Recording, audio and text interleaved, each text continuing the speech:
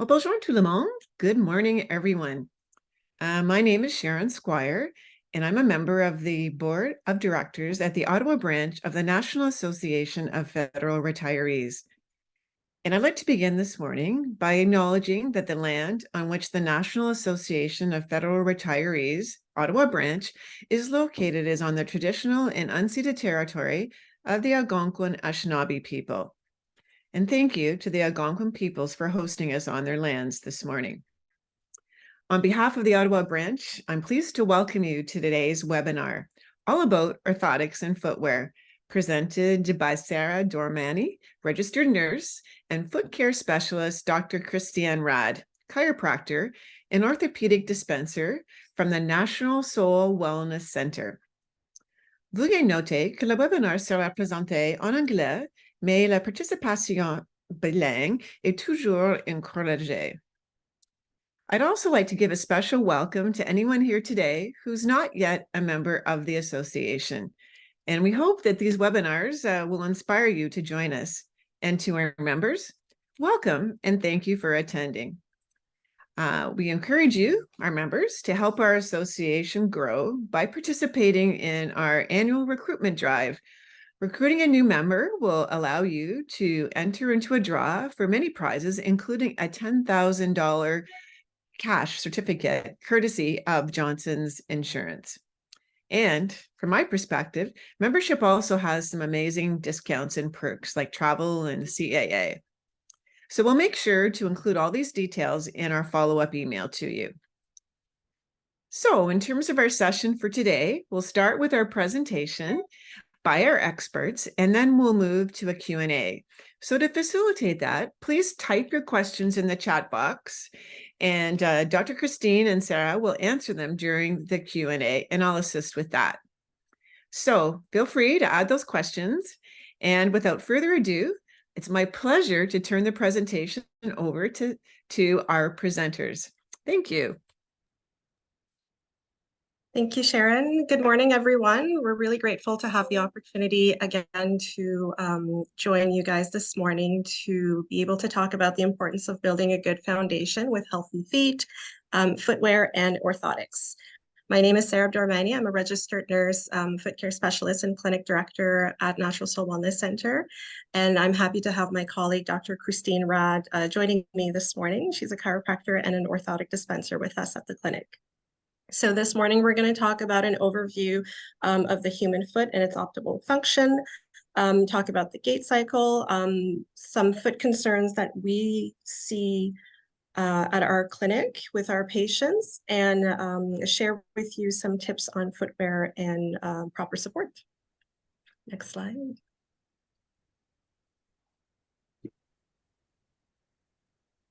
Perfect. So just a quick disclaimer, this presentation is intended for educational purposes only as an overview of the human foot functions, biomechanics, gait, and foot health-related topics.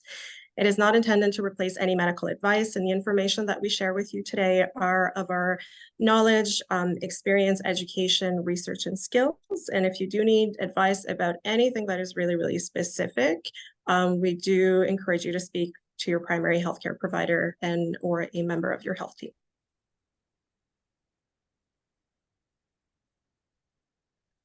Okay, thanks. So just a quick little intro. So I've been a registered nurse for a little over 11 years, and my background is actually the emergency department. And I specialize in lower limb and foot care around 2018 after I had a leg injury myself, and I was off of my feet for quite some time. And I found out that as a nurse, I could advance my practice in offering advanced medical foot care services to my patients. So with that being said, I pursued this new passion of mine. I left the emergency department just before the COVID pandemic hit, and I started I co-founded Natural Soul Wellness Center, which is our wellness center located here in Ottawa, just on Carling Avenue, and we're a multidisciplinary foot care. We're a multidisciplinary wellness clinic, so we don't just offer foot care, but many other services. However, my specialty is I offer advanced medical foot care services for everyone. I see people of all ages, which is absolutely amazing. Our most popular service, I would say, is the medical pedicures, where people come in and want to have their feet done by a specialist rather than going to a traditional nail salon. I'm also a certified fitter for compression garments. So if you have circulation problems with your legs and swelling, that's something else that I do offer. We also started offering throughout the pandemic more like footwear assessments and custom orthotic, because there was that growing demand of people looking for properly fitted footwear and fitted support. And we also offer services to help with chronic pain management, such as acupuncture, massage therapy, reflexology, laser therapy for pain management. So we all really work together to be able to promote health and wellness within our community. And most of our services can be covered by the private healthcare plans.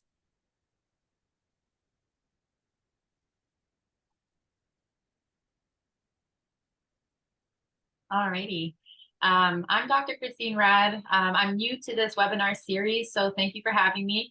Growing up, I mean, I'm a chiropractor by background at Natural Soul Wellness. I do a lot of the orthotic dispensing and the gait analysis with a lot of the patients.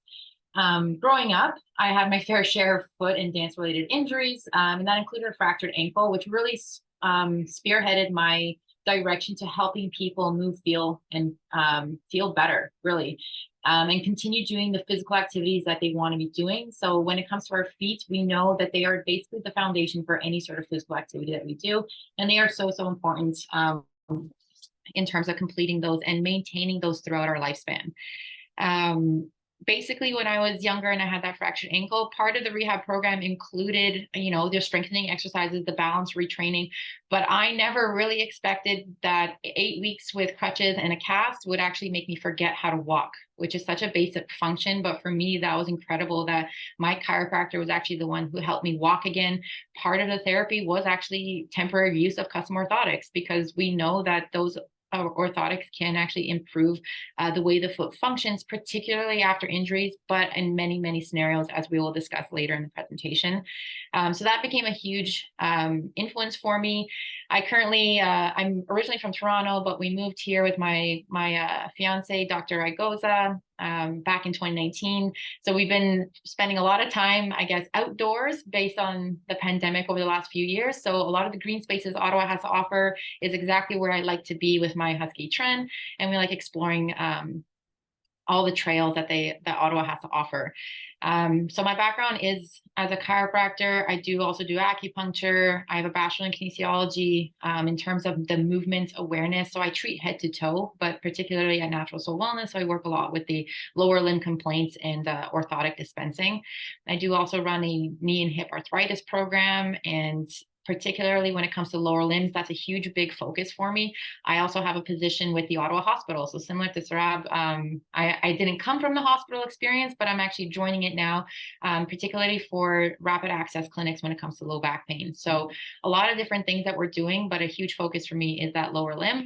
And I'm excited to, I guess, hopefully give you guys a little bit of information that's a little bit different than what you're used to. Great. So obviously we're going to start by talking about the human foot before we can talk further about concerns and proper footwear and support. So the human foot is a very strong, complex structure with a lot of complex movement. So each foot has about 26 bones and 33 joints. So so that is a total of 52 bones just in your feet, which is about 25% of the human bones are just in your feet alone. There are over 100 muscles, ligaments, and tendons that are all interconnected, working together to allow those complex movements. And each foot has about 7,000 nerve endings. There's also 3 arches per foot. So we typically think of just like one arch. Well, there's actually 3. So there's the transverse arch that goes horizontally from the ball of the foot. And then after that, you have the longer arches that go across the length of the foot. So one a bit more inside the foot medial and one a bit more outside of the foot lateral. So our feet allow us to stand, walk, move, run, dance. It helps with our body's balance, and it helps with weight-bearing activities as well.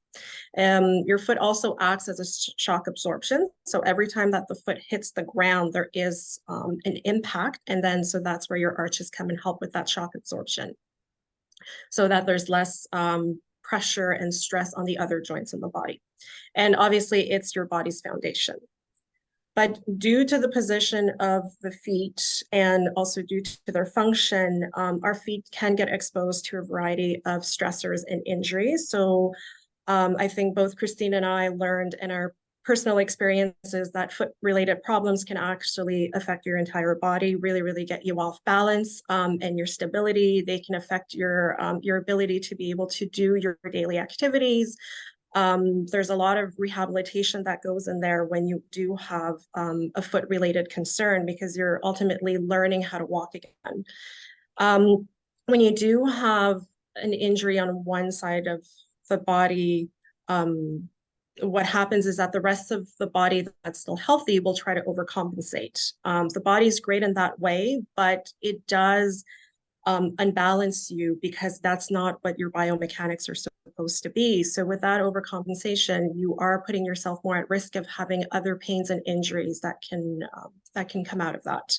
So there is an uneven pressure to your back, to your hip, to your knees. I've learned that with my injury. Unfortunately, at first I was overcompensating a lot, and then I was having all these new problems that were appearing, which was definitely not good, which also made my rehabilitation a lot longer, unfortunately.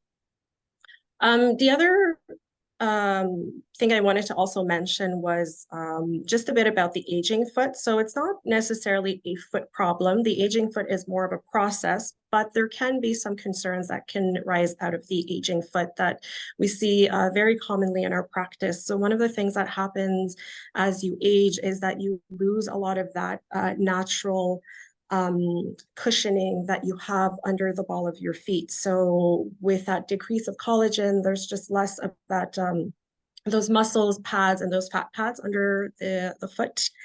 And obviously that can, so when you're walking, what can happen is that you can be walking, bone on the ground, which can be quite painful.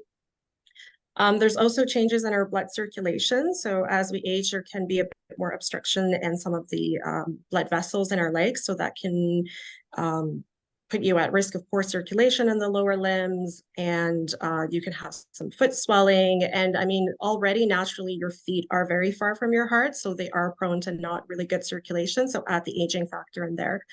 And then there can be other concerns that can rise out of that, such as dry skin, thicker toenails, because the toenails don't have that good blood supply to be able to grow as fast. So their growth is slowed down, so they can become thicker. There are other conditions that we also see, such as osteoarthritis. And one of the complications of arthritis can be gout that we can often see in the big joint in the feet.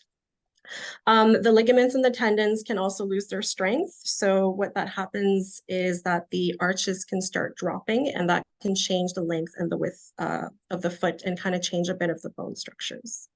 But regardless, with all of these changes happening, what's really important to know is that foot pain is not normal, and having foot pain is not part of the aging process. And that's one of the things that I work a lot with my patients when they tell me, oh, I have pain, it's because of my age, I'm getting old. And it's like, no, this is not normal. We need to address this pain.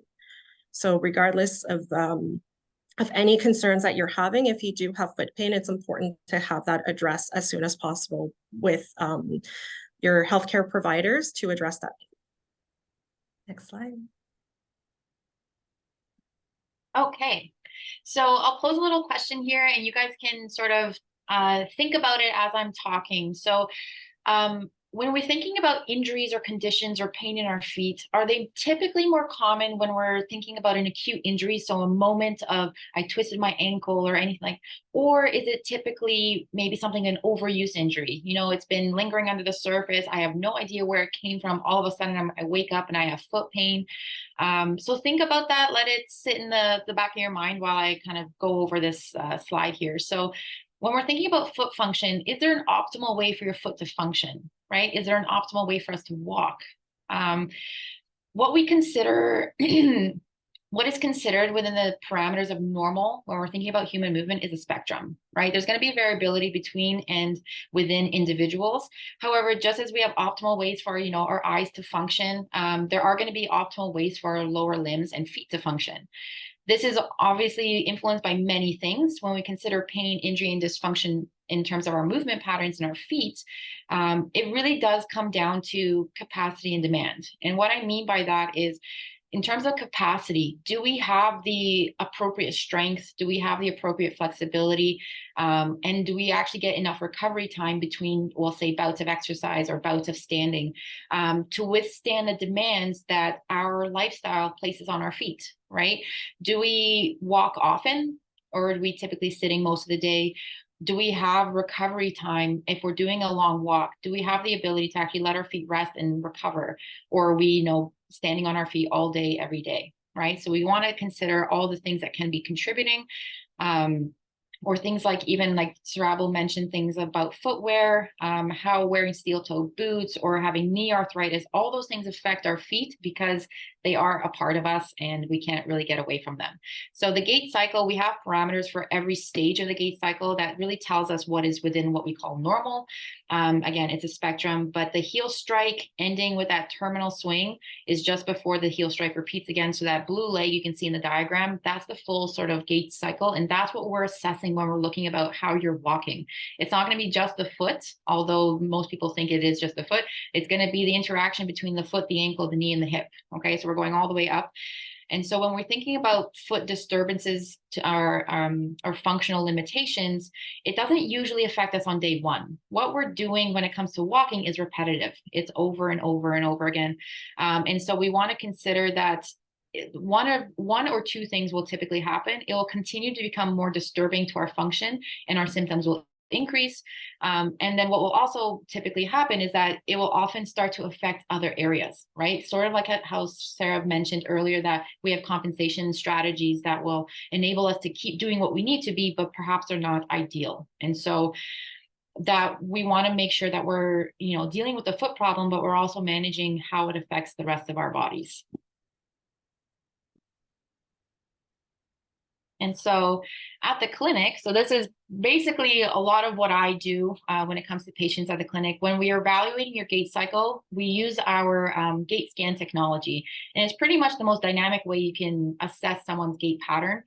It gives us real-time data, not only of how you're standing. So a lot of people will talk about, I did a pressure standing platform, at Shoppers Drug Mart, and it got a scan of my feet, but it really you weren't able to walk across the platform. You didn't get that dynamic sort of feedback as to what your feet are actually doing every time you're taking a step. And so our pressure sensing system picks up the timing of each stage of your walking pattern, right? So the amount of pressure you're using with each foot and precisely where with each foot, right? And we'll come back to as to why the where of pressure matters. I'll often go over these findings with patients as it visually, as you can see on the little laptop diagram there, you can see visually allows me to explain those functional components of your feet, but it also helps me explain symptoms and habitual patterns that we use every day that may or may not be affecting us. It also helps us evaluate your response to treatment, right? So for example, if you have a corn on the bottom of your right foot, well, we can see, is that corn improving? So Sarab can, do an assessment, do a foot care, and she can let you know, is it improving? But what we can also see is the intended exercise or therapy, is it actually working? Are you putting less pressure in that area, right? And that's a lot of times to see, are the orthotics actually working? Are they normalizing your foot pattern so that you stop putting so much pressure into that one area? Right? So we want to see those things, but walking is dynamic and we have to measure that dynamically. And that's exactly what we do at the clinic.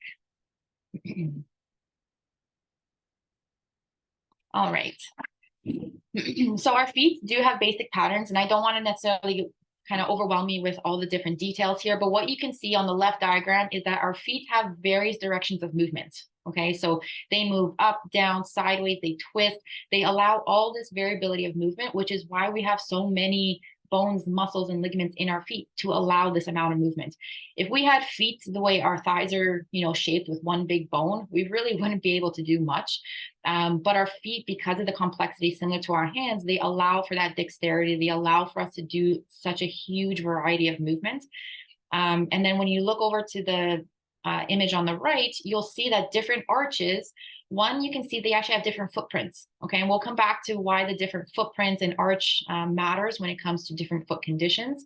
But typically people who have flatter arches, big footprint on the floor, and then people who have higher arches, it'll start to become a little bit more focal in terms of that footprint that you're putting down on the ground.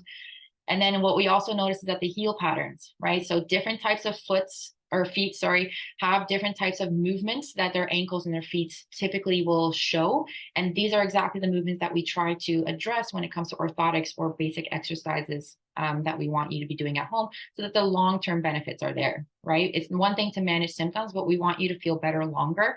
And so that's exactly what we want to focus on for everybody. Great. So obviously we're going to talk about some of the common foot conditions that we see in our practice, just to kind of give you guys a bit of a visual. And then these conditions, they're either caused by poorly fitted shoes or lack of support in the footwear, or also patients that do have a certain condition and that would benefit actually from better footwear and better support.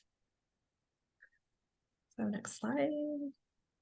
Great. So I would say one of the conditions that I see the most in my practice in terms of skin-related conditions are corns and calluses. So these are basically what we call hyperkeratosis. So your body is producing a lot of those keratin cells on the skin, basically a reaction to either stress that is happening on the feet. So if we start with corns, I'm pretty sure you guys have heard the terms a lot, but corns, we actually have different kinds of corns. So we can see corns at the bottom of the feet, but we can also see corns on the top of the toes, where the joint bones connect on top of the toes, or also in between the toes as well. So basically what's happening is that it is hardening of the skin that is specifically localized in an area where there's the highest pressure point. And some of the times these corns can have a deep center. So it's kind of like stacks of dead skin that are layering and that are coning within the skin. And it can be quite painful because sometimes that that added sort of skin cells all on top of each other can rest on a nerve, and that's often what's quite painful for the patient. So as I mentioned, it is reaction to a pressure point. And often corns can be caused by footwear that is too tight. So if the toes are all kind of like squished in the shoes, then the toes are all rubbing against each other. That can cause corns appearing. Or if the shoe is not deep enough, and then I see that a lot with the top of the inside of the shoe rubbing on the toes, and that can cause corns as well. The corns that I see on the bottom of the feet, I often see them in calluses. So that is also the highest pressure point within the callus. So with calluses, what's happening is that it's more on a larger surface. So again, thick, hard layers of skin. Your brain is detecting stress on the foot, and it's telling the foot, okay, you're having too much stress in that area. We got to produce more skin to protect it. Good reaction, but the response itself not often great, because it can be quite painful having all of that added skin that's just building up at the bottom of the feet. With calluses, so larger surface, so it is a reaction to pressure and stress, but also to friction and repetitive movement. And what we notice often is that when the calluses get too built up or too thick, they can start cracking. So you'll typically see that more at the heels, where the heels can get fissures or slits or cracks in them from all of that excess pressure. And that can be quite of a concern, because there's basically an injury and opening of the skin, and that can increase the risk of wounds and infections. So calluses, we'll see that either caused by tight shoes. So again, too much stress, too much pressure, but also even loose shoes. So people think sometimes going up a size is good, not necessarily, because that gives more room for your foot to slide in the shoe. And with your foot moving too much in the shoe, that can cause that shear friction pressure, and then that can increase the risk of building a callus. We also see that from poor support. So either if you have arches that are too high or too low, and we're going to talk about that a bit later, but patients that their arches are very, very high, we'll see a lot of calluses and a lot of corns build up across the ball of the foot and at the heel, nothing in the middle. And then patients with really low arches, we're going to notice a lot of calluses and corns really all throughout the foot because the entire foot is under a lot of stress. And as we mentioned before, a process of the aging foot is that there is a loss of fat pad and muscle pad, so that natural cushioning that we lose, and then sort of those calluses are going to try to take over. Next slide. I also see a lot of ingrown toenails, and although we think that ingrown toenails, yes, there is a genetic factor to them, or maybe I cut my nails too short. Actually, a lot of times that we also see ingrown toenails are from improperly fitted shoes. So what happens with the ingrown toenail is that the nail plate, so the nail itself, is digging into the skin. Or sometimes what we also see is that the nail is sort of in a very, very aggressive, like upside down U shape, and it's digging into the skin, almost like hooking all the way down to the skin, and it gets thick. And that can be quite painful. It can put a lot of stress into the skin. And if the skin breaks open, there's a risk of infection that can happen. So that can happen from tight shoes. So if, again, the toes are all crammed in the shoes, there's a lot of pressure onto the nail, and it can start deforming the nail into the skin. Also, poor foot hygiene is another one. So typically people that have more of that excess sweating in their feet, what happens is that the skin can get quite puffy, and that can force the nail to becoming ingrown. So that's why it's really, really important to wear breathable socks with your shoes, and not to wear not to wear your shoes without socks, because that then if your feet get sweaty, there's nothing really being able to absorb that moisture. The other condition we're going to talk about later is pronation. So pronation, basically what happens, just to simplify it, is when you're walking a bit more inward, so kind of like knee in. And what happens is that your big toe is hitting the ground first, and that can kind of force the nail to dig into the skin. So that's why we have patients with chronic ingrown toenails. We're going to talk about having proper support as well. So it's important to identify what is causing the ingrown toenail first, and to be able to find therapies and ways around it. Thick toenails is another one. So if you wear tight shoes, that's putting a lot of stress on the toenails. Again, the skin reacts to stress. Also, the toenails will kind of become thicker. And then that can force the ingrown to be a lot more painful, because there's just more nail digging in there. And also toenail injuries is another one that can risk the ingrown toenails. So next slide, perfect. I also wanted to talk a bit about toe deformities. So the classic hammer toes and claw toes, I'm pretty sure we've all heard about them. So what happens in that condition is that the muscles, the tendons, and the ligaments do become weak in the toes, and that the toes are pulled upwards, curled, and can become misshapen. So think about an elastic band that has been overstretched. And what's happening is that it kind of loses its strength and its sturdiness. So the toe kind of gets like curled back out. With toe deformities, what happens is that it can be caused by footwear that is either tight or narrow. So again, we're pushing a lot of force onto the toes, and it's forcing the toes to be all crammed up in the shoes. They're kind of forced in that unnatural position.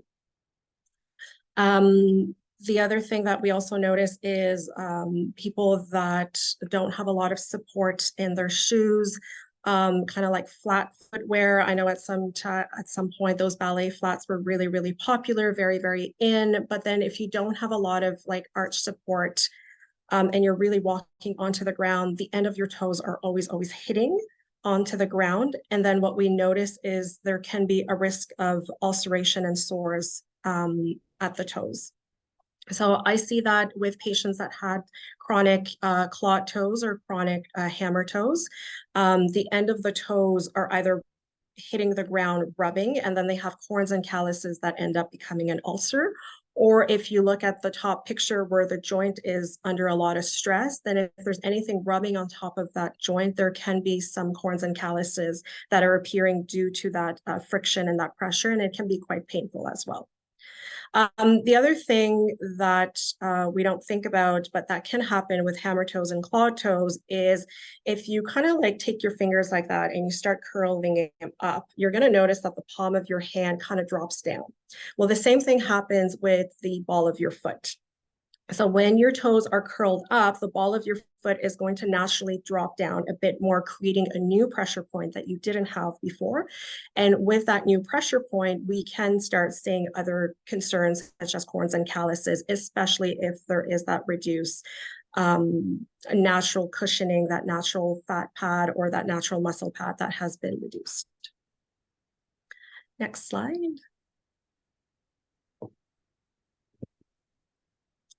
And obviously, I wanted to also quickly come here and talk about diabetic foot ulcers, because that is unfortunately something that we do see in our practice, and that can be quite prevented as well. So with diabetics, they do have a risk of foot complications. I won't go too much about in details with diabetes. I've done complete presentations on diabetes previously before. So if you want to know a bit more about that, you can definitely check those out. But just quickly, with diabetics, there is the risk of peripheral neuropathy, so that loss of sensation in the feet. And then there's also reduced proper circulation into the lower limbs.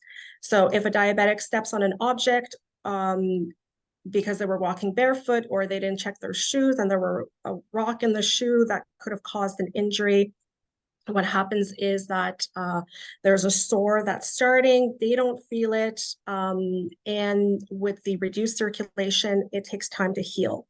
So then there's the risk of developing that foot ulcer and a sore that is just lingering there a bit longer, that's having trouble to heal. That increases the risk of infection. And what happens with the foot is that there is not a lot of, although it's a very complex structure, there's not a lot of tissue before we get to the bone onto the feet. And if that infections get to the bone of the foot, that's where we're very, very concerned, because that's where there's an increased risk of foot amputations. And it can actually happen quite quickly. So prevention is very, very important with anyone, but especially our diabetics. A lot of time, these ulcers really started with a very, very simple injury that could have been prevented. And I do unfortunately see a lot of diabetics, just back a slide, sorry.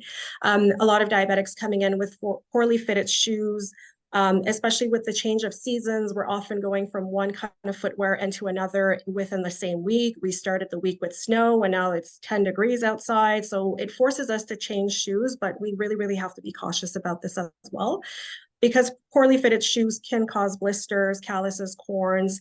There can be rubbing on some of the bone and joint deformities that can increase the skin breaking. There could be new pressure points that could be appearing.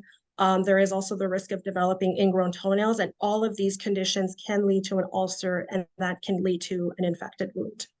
So having properly fitted footwear with support is absolutely a must. I've even included in the picture just in the corner a typical diabetic orthotic that we do at the clinic. It is more of a cushioning orthotic. We don't want to force a rigid, stiff orthotic onto a diabetic foot. We actually want something that is soft and cushioning. Next slide. All righty. So one of the number one things I get asked about is arches when it comes to people and when we're doing their assessments. So I'll draw your attention to the footprints of the high arch compared to the low arch in the top right-hand corner. Pressure is determined in physics. So pressure is determined by the force divided by the surface area. So if you use the example of like high heels versus running shoes, there's typically a higher pressure value due to the smaller surface area when we're thinking about high heels. So it's no wonder that most women, if they're ever wearing heels for too long, their feet are sore. But ask them to stand on their tiptoes for most of the day, and I can guarantee you that their feet will also be sore. Doesn't necessitate to have to wear heels. But the same goes for high arches. So what you'll notice is the person who has a higher arch has a smaller footprint in terms of the surface area, that their same body weight is being pushed down onto the floor. And so the body weight itself is more focal. And so when we're thinking about foot conditions and what's typically more common, metatarsalgia, which is basically pain at the ball of the foot, muscle cramps and corns due to that increased pressure are often a lot more common when it comes to people who have high arches, or what we medically call as pes cavus, right? So that elevated longitudinal arch of the foot. But how does this affect how we walk? How does this affect our feet? So people with high arches typically will have a bit of what we call a bent up ankle. So they have less ankle range of motion, and they typically will have a little bit tightening of their Achilles tendon. Their calf muscles tend to be tight. But what you'll also notice is the distance between where that plantar fascia, so if you look at that, we'll call it a blue ligament there on the bottom of the foot, that will typically shorten when people have high arches. And that tightening often perpetuates that same sort of short foot pattern in terms of tightening of the Achilles tendon, which we can see is coming up to the back of the calf. Because we have tight calves, that will limit our ankle range of motion, right? And so what you'll also notice is in that diagram, the heels tend to turn inwards because we're now, again, perpetuating that nice high arch position. A stiff foot when we're thinking about walking. So high arches actually tend to be stiffer than low arch feet, right? So their joints tend not to move as much. And so what that means when it comes to walking is that we can't accommodate the changes in terrain as well, right? So when you're thinking about walking on a pebble beach, someone with high arches will have a lot more difficult of a time walking on that beach than someone who has low arches, specifically because their foot can't accommodate those changes in the surface of the walking terrain. And so when we're thinking about people who have high arches, there are conditions that are more common in these individuals. Because of the way it affects your ankles and your knees and your hip, people who have high arches tend to spend a lot more pressure on the outside part of their feet. They will often not what we call pronate, which we'll talk a little bit about later, which is that bringing back down of that arch as we transfer our weight over our foot as we're walking. So people who have like outside knee pain or IT band syndrome, if you've ever heard of that, is a lot more common when people have high arches because their limbs tend to be rotated a little bit more toward the outside. And typically they'll sometimes even walk a little bit more bow-legged, okay? So these can all contribute to the position of the high arch, but they also perpetuate that same problem of now we have a lot less pressure distribution of our body weight on the floor. And this is why footwear is important, and orthotics can help normalize that foot pattern. When it comes to people with high arches, when it comes to the physical therapy components, a lot of what I go to is actually let's mobilize the foot. Let's get the joints moving. Let's get the muscles to relax, lose that tension so that we can accommodate that surface area a little bit better. But when it comes to orthotic use specifically, so high arches, just because you have a high arch doesn't mean you can't benefit from orthotic support. It does allow the foot to actually relax and allow that pronation, right? So allow that foot to rotate back towards the big toe for that push-off phase. It'll also reduce the pressure on the ball of the foot, so it helps redistribute because we have special pads and additional layering that we can put on an orthotic that actually helps redistribute those forces, right? So getting you off of those high heels and back into a normal pair of running shoes as an example to show you that we can redistribute those forces. And then what it also, and most importantly, does is that it supports a normal gait pattern, right? We're trying to get you back to what a healthy functioning foot moves like so that long-term, your foot is functioning better for the activities that you want to be doing, like standing, like walking and playing with your grandkids and all these other things that often foot problems will limit us in being able to do.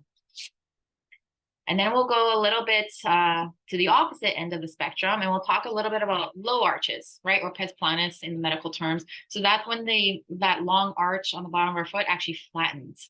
And so what we notice when we're thinking about flat or fallen arches is that plantar fascia, instead of it now being tightened, is actually being pulled apart.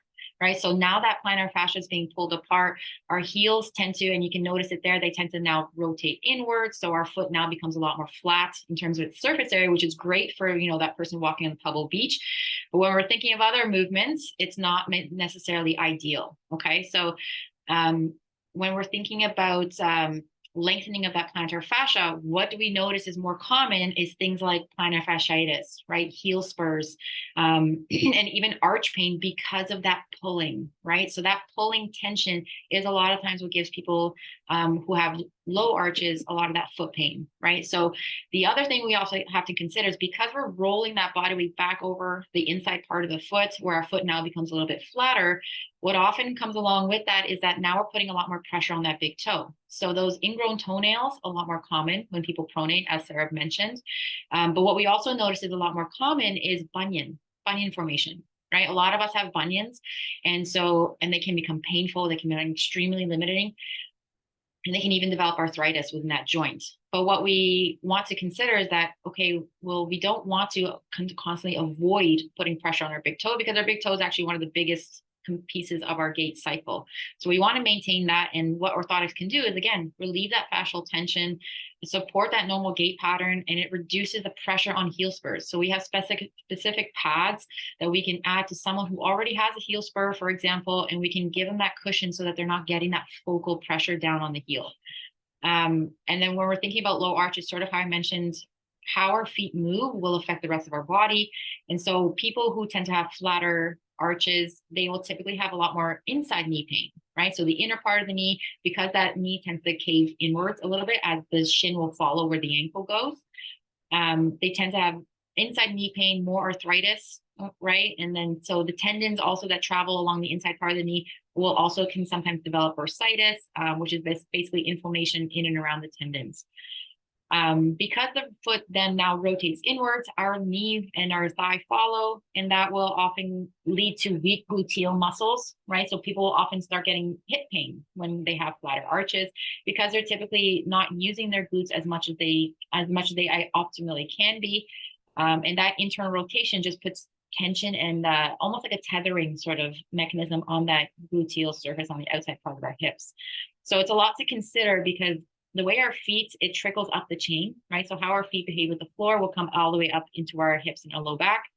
And so for people like this, a lot of the treatments typically are stabilize the foot, right? Get the muscles activating, get them to control that arch, so the foot is a little bit more stable when it comes to foot patterns.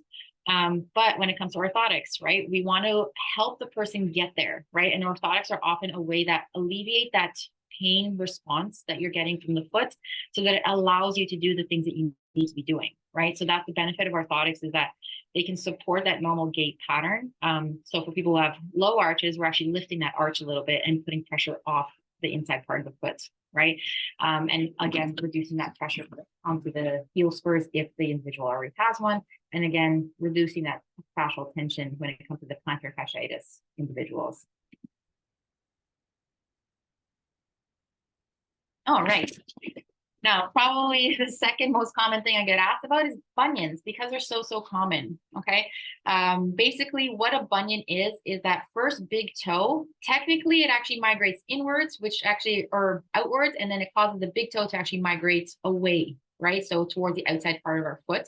And you can sort of see that in the diagram, where the joint will often also get larger, inflamed. It can be irritating to put pressure on it.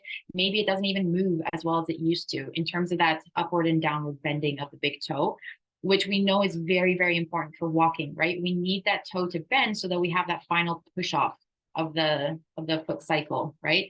So when the initial sort of complaint when it comes to bunions is usually not that their walking is necessarily limited, but they'll have some initial pain, tenderness, and then that tenderness and the pain will progress, right? Especially if it's not addressed.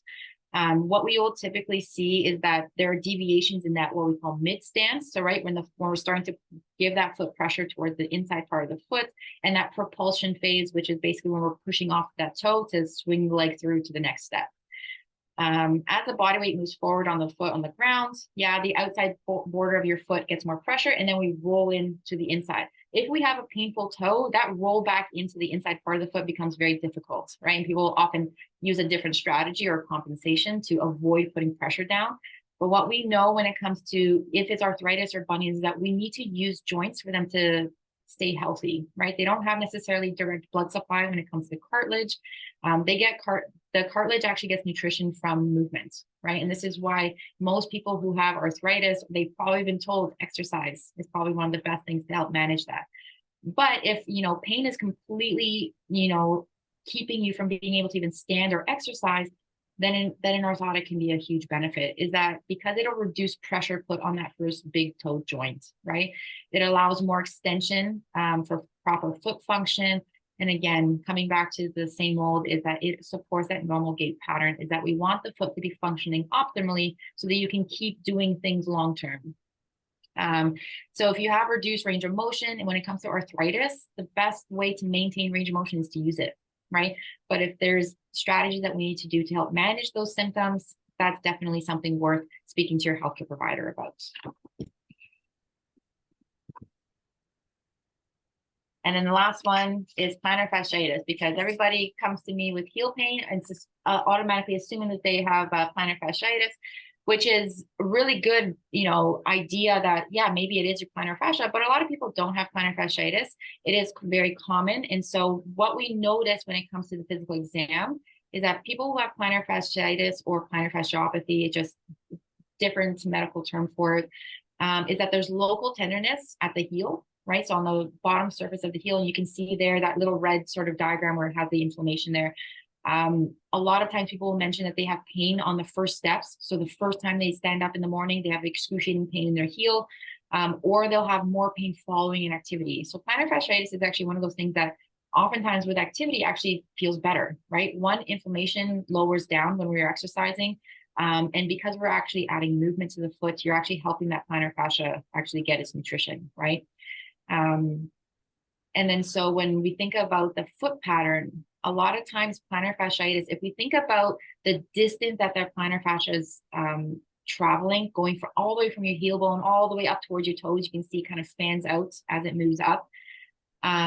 If we put tension on that system, so the easiest way I usually do that in clinically is all you do is bend that big toe back up. If that increases your pain, right, bending that big toe up actually puts tension on that part where it's attaching to your heel. And so what we notice when patients have plantar fasciitis is that they often don't use their ankle bending capacities as much because they're trying to avoid, again, that tension put on the plantar fascia. But unfortunately, when it comes to plantar fasciitis and most conditions, when it comes to our feet and our bodies, is we need to microdose the body to get it accustomed to this new movement pattern. It takes time and it takes repetition, but the results are there, right? You have to work with someone to help manage those symptoms so that you can continue on managing the symptoms, improving the foot function, and then using orthotics to help you get there, right? They are a solution that helps people manage their symptoms so that they continue doing the physical therapy that gives them those long-term benefits. All right. I think that's it. Great. Well, now on to the Q&A, and thank you so much for that really informative time. Sorry, Sharon. I'm sorry, I meant that for a slide for me. Oh, sorry. I'm sorry. Excuse me. So we have about 12 minutes left. Okay. Okay. So we're just, so go ahead. When we're thinking about footwear, and Sarab can add to this, but when we're thinking about footwear and it comes to foot patterns or foot complaints, we're thinking about comfort and not fashion, right? So the number one sort of tip that I give most of my patients is actually when you're buying new shoes, take the insert out. If you step on the insert and your toes fall outside of the insert that's in that shoe, you know that once you put your foot into that shoe, your toes are going to be squished, okay? And what typically ends up happening is something that looks a little bit like this red pattern here, right? So you can see that the foot's now being pushed inwards. It's putting a lot more pressure on the foot. And so the number one thing that we want to recommend is find shoes that fit you and not the other way around. Okay, we want that full foot to have its breathing capacity and movement capacity inside the shoe. And I'll let Sarah continue from here. Yeah, thanks, Christine. Yeah, so just quickly, because I know we're crunched on time, I'll just get you to get to the next slide. Perfect. So just quickly with shoe tips, I think my number one tip that I tell all of my patients, and that's why we started offering complimentary footwear assessments, is just get fitted. We talked about the aging foot. What happens is that your foot length and shape can change. So if you've been wearing the same shoes for the past 5, 10, I have patients that have been wearing the same shoes for 20 years, chances are that your foot shape has changed. So it's important to get fitted.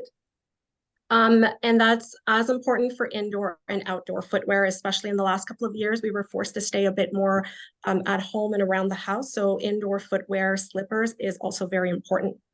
So just a quick shoe anatomy on the right side. So it's important to find a shoe that has a firm foundation and a firm sole. You don't want a shoe that you're able to bend and put into your purse. You want a shoe that is sturdy and firm, and with also a firm heel counter. So at the back here, because that helps to stabilize the ankle, so less wiggle room for the ankle to kind of reduce the risk of either sprains or strains. I absolutely love shoes that have an adjustable feature, such as a Velcro, a lace, or a bungee strap, because in the wintertime, I like to wear thicker socks. So that just allows more room for me to be able to adjust my footwear. A wide toe box is really important. We talked about a lot of footwear concerns happening from shoes that are just too tight around the toes and that the toes are all squished in there. So having a wide toe box is definitely a very important feature. The depth of the shoe. So when you put a shoe, when you put your foot into the shoe and it starts rubbing on the top of your toes, that means that the shoe doesn't have enough depth. So it's important to adapt the depth to your feet. And also make sure that you're fitted not according just to length, but also to width. I have a lot of patients that always think that upping a size, it's what's important, but we do the footwear assessment, we measure their feet, and we actually realized that the length was fine. It's just they didn't take into consideration the width of their foot. So they need to go a size wider instead of a size longer. Soft and breathable material is important. We talked about sweaty feet, the risk of ingrown toenails. So having a breathable material just kind of helps having more of that moisture control onto your feet. And make sure that your shoe is adapted to your activity. So your running shoe is not necessarily your hiking shoe. Your golfing shoe is not necessarily your walking shoe. So this is very important. And obviously, we talked a lot about arch support, but I absolutely love footwear that you can remove the insole and you can either put in your own custom arch support or even a really, really good over-the-counter arch support, just to make sure that it's not just something that's offering cushioning, but also appropriate padding for your feet. And I always recommend shopping for your shoes in the afternoon because that's when your feet are at its largest, because we do have some swelling throughout the day. And that swelling increases more into the afternoon just because of gravity onto the ground. And it's always best to shop for your shoes in the afternoon to make sure they're well fitted. All right, and now I think we can go to the other slide. Perfect. Okay, well, thank you so much. That was really informative and very interesting. So I'll ask a few. The first one's pretty straightforward. It's asking, are you set up for direct billing with Canada Life Insurance?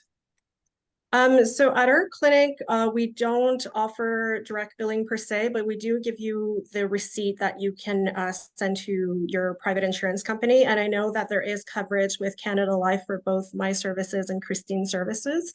Mine are under foot care, and then you choose community nursing station. And then with Christine, it would be under chiropractic care for the gait scan assessment and the biomechanical exam.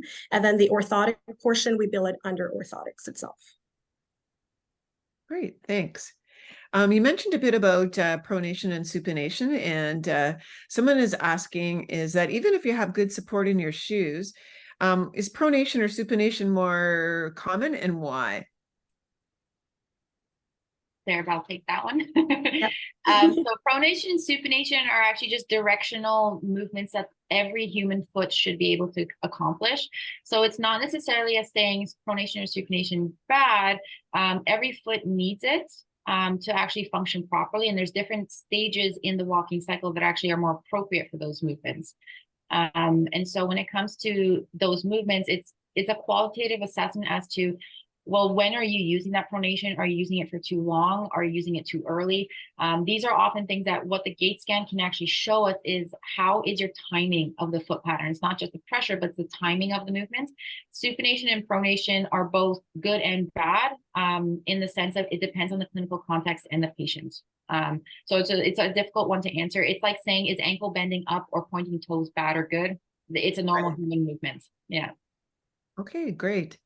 We have someone who's asking, is the metatarsal arch support different than other arch supports? A metatarsal arch support in the sense of like an orthotic. In terms of what we do at the clinic, metatarsal arch supports are, they might be something specific. I don't specifically use those in our orthotics. We do have metatarsal pads and things like that that help lift that metatarsal arch. But specifically metatarsal arch, we don't necessarily do with our custom orthotics. I don't know if Sarab has anything to add on that. I don't know if they mean by a metatarsal cushioning, like, because we do have also different cushions that we can add to different areas of the foot per se. So that would be more of a cushion, but it's not necessarily anything that is lifted, creating an arch support per se. It's more of a padding. So those are typically made of silicone or yes, gel or silicone. Right. Okay. Well, the most popular questions seem to be around bunions and hammer toes. And people are asking, did toe spacers help? Is there anything you can do to reverse this and avoid surgery? What companies sell wider shoes? So there's a whole series of questions about bunion management and what you can do. So if you wanted to, either one of you wanted to respond to that. I can quickly talk about the toe spacers per se. There are a lot of different toe spacers out there. Some of them are great. And then some of them are good for certain toes. So we have a variety of toe spacers at the clinic, but what I'll use for the smaller toes is not necessarily what I'll use for the bigger toes per se. And we do have some toe spacers that are more of a toe crutch, so kind of a sleeve that you wear to help with hammer toes. So those are absolutely great. But with toe spacers, what I like is I like to fit them on my patient, and I like for them to, after that, wear their shoes to make sure that their shoes are still comfortable and kind of walk around with them, because the last thing I want is for a device to cause any injuries or feel uncomfortable or take too much space on the shoe. So that is pretty much what I would say about toe spacers. Is if you have an opportunity to try them before buying them, would be the best advice I would give you, rather than just buying things online and being stuck with it. And are there any brands? Like I know one of the comments was that Merrow often offers wider brands. Are there any shoes that do offer greater width? What was the question? For shoes, I think it varies with certain companies. Like we carry a line of footwear that goes all the way up to extra wide. Obviously, being a clinic, we do kind of try to cater to more of a diversity of orthopedic footwear, and then those will typically have more options in terms of half sizes, in terms of playing with the depth of the shoe, in terms of having different width of footwear as well. So it's something that you have to shop around and try. It's hard to say, okay, this brand, especially with footwear, you're going to really like something, and then the next year it's discontinued, because there is still a bit of that sort of fashion to it. So things change around as well. But again, just having yourself properly measured and fitted is definitely very important. Great. There's two questions. One around the causes of heel spur, and someone's calling. I assume that's the same as a bump at the back of the heel. So, causes of heel spurs and ideas of what you can do about those. So heel spurs are actually typically a tension phenomenon. So the plantar fascia, as it attaches to the bottom of your heel bone, when there's an excess tension through that plantar fascia, what our body will naturally do is, because it's pulling on the bony attachment, our body will naturally say, well, okay, we're seeing a lot more tension here, so maybe we should put down more bone so it's a little bit more sturdy, which is exactly often what happens with arthritis. Is like if we have knee arthritis, our knee tends to get a little bit larger. The body is naturally trying to stabilize that area. Now, when it comes to plantar fascia tension, that heel spur is exactly what starts to come off that heel bone. And like Sarah mentioned, is that it's a good reaction, it's just the response isn't appropriate, in the sense that now we have a piece of bone that's a very focal pressure on our heel that now is a lot more pressure put every time we step on it. Right. So when it comes to heel spurs, it's a reaction to the plantar fascia pulling on the heel bone. But we want to make sure that, we're not putting that focal pressure down, which is why a lot of heel cushions, when it comes to custom orthotics or even really good over the counter ones, is redistributing that pressure again so that you're not getting that focal irritation. And I think the bump on the back of the heel that people are mentioning, that's actually an Achilles tendon phenomenon. If it's sitting on the back of your heel, so not on the bottom surface of your foot, but on the back, that's actually your Achilles tendon. that is also a repetitive injury. So you'll often notice that it doesn't happen on day one. It's something that grows kind of steadily over time. That is definitely also something related to how your feet are functioning, because typically you'll see it more on the outside part of the heel, right? So the outside part of the heel of the Achilles tendon attachment on the back of the heel bone. And that's something that physical therapy and things like that can help with. You're just not going to completely get rid of it. Yeah, it's going to be there with you, but it doesn't necessarily mean it has to be symptomatic. Great. Okay, thanks. We're right at the top of the hour. So maybe if people wish to stay on for 5 more minutes, we'll take 2 or 3 more questions and then we'll sign off if that's okay. But if you have to go, please go, and thank you for attending. There's a question about compensation when legs are not the same length. Or is that more a one-on-one type of thing you'd have to consult on? So long story short is that everybody has a little bit of a leg length discrepancy. We're not necessarily perfect side to side when it comes down to the millimeter of our legs. Just like our arms typically are different lengths and our muscle mass is different side to side because we have a side that's typically our dominant side. When it comes to leg length discrepancies, the issue with that is not whether or not you have it. The issue is whether or not it's affecting you.